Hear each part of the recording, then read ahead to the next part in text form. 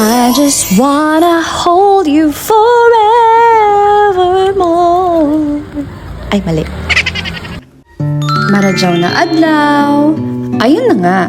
A week ago, na-share ko na sa inyo na nagsiuwian ang my side of the family from Manila.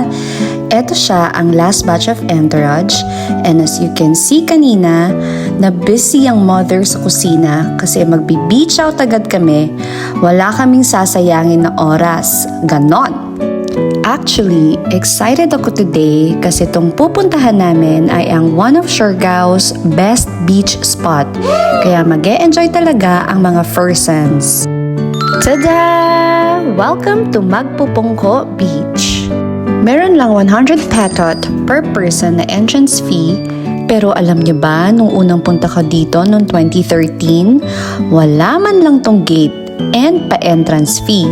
As in, libre mamasyal at maligo dito. Pero sige lang yun, I am for sustainable tourism growth din naman of Siargao.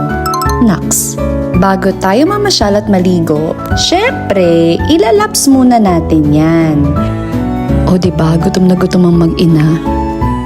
Parang paalas 3 na kasi yata ng hapon yan at hindi pa nanananghalian ang buong pamilya.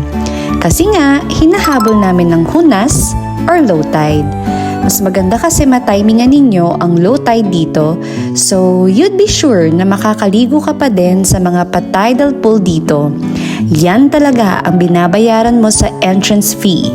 O, ano pang hinihintay natin? Ligong-ligo na ako at handa ng mangitimang Inday. So from the sandy beach area, mga konting lakaran na lang to the reef and to the tidal pool. Guys, you should never miss out on this. Kahit nakailang beses na akong punta dito, hindi ko pa din mapigilan ang sarili kong hindi lumangoy kahit non-swimmer ang inday nyo. Kasi nga, ang ganda ng lugar. Magfi-feeling serena ka talaga. As usual, life vest to the rescue tayo dyan. Pero Kebs, ililigo ko pa din yan. Ang ganda, no? Wow, turista kayo dyan? O diba, life vest galore din sila. Pero kasi naman tignan nyo, ang ganda ng tidal pool. Oh, ang ganda ng langit. Ay, pak! So, bakit nga ba tinawag na magpupungko? Dahil dyan sa batong yan. Pungko is a Visayan word which means to sit or to squat. So, as you can see, parang nakaupo yung malaking rock formation sa mas maliit na platform, giving it the impression na parang nakabalanse. Wow, pakuyakim na tayo, Jarn. Maisingit ko lang yung itsura ng magpupungko 13 years ago. O diba, wala pang katao-tao? Pero di ko rin naman nalanguyan.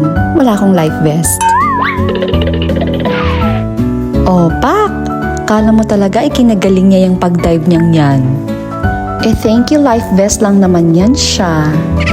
Oh yeah, I'm telling you, number 1 nyo to sa beach bucket list nyo dito sa Siargao. Basta timingan nyo yung hunas para di nyo ako sisihin na hindi nyo na-enjoy. Basta, puntahan nyo to. At syempre, hindi matatapos ang araw na walang TikTok ang dalawang buang. Ay, o siya, yun lang muna from the mom living in the province. Bye!